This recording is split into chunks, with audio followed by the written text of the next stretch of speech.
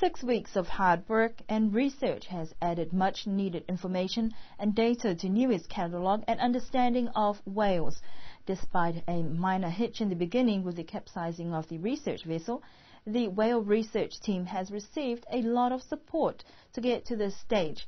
We spoke with team leader Olive Andrews about some of the key findings of the research, which was challenging but also very fruitful.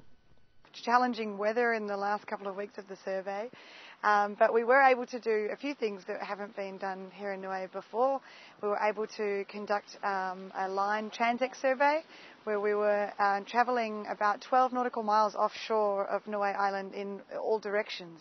And we had some pretty rough weather when we were that far offshore, but we also saw some species that haven't been recorded in Niue's waters before. We have 2 new species that we've recorded for Niue. One species actually has been seen here before, the sperm whale, but not on the research effort. So we were excited that while we were on the research project we saw a sperm whale. And his Latin name, Physeter macrocephalus, macro meaning big and cephalus meaning head. So he's the big square-headed whale. He has a blowhole on his left-hand side of his head. So he's actually quite easy to distinguish at sea because his blow goes out to the left. The second interesting species that we've seen here is one that we know very little about, and a whale that was really subjected to a lot of whaling in the past 100 years. This is the sei whale, S-E-I. The sei whales are in the same family as the humpback whales, the whales that we know here in Niue to come inshore. But these whales are very cryptic. There's very little known about their life cycle and about their distribution across the Pacific Islands region. We saw 2 sei whales. One was about 11 metres and the other around 13 metres.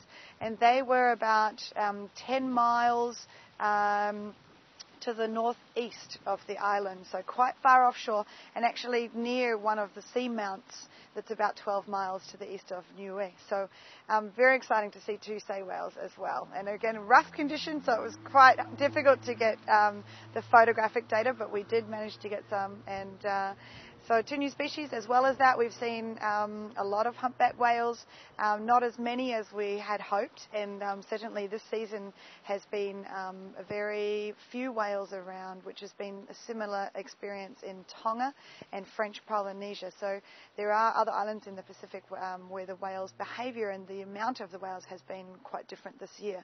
Having said that, we were able to identify 18, not 17, but 18 individual humpback whales. So we have the photographs of the underside of the whale's tails, so 18 unique fluke identifications, and that will add to our catalogue from Niue, which was only 10. So we've more than doubled our catalogue for individual humpback whales in Niue's waters, which is quite exciting.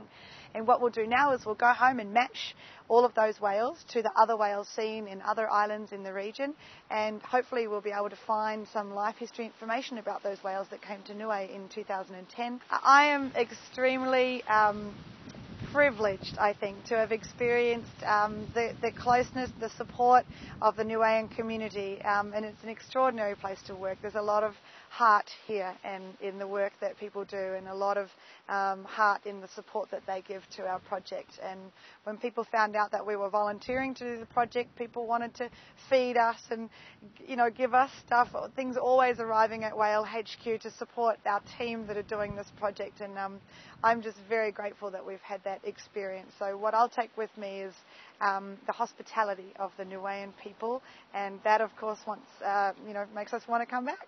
Amatawha also hopes to maintain a good working relationship with Whales Alive, and this afternoon also marks the annual general meeting for Amatawha with the election of a new committee. Olive Andrews and her team will depart the island tomorrow.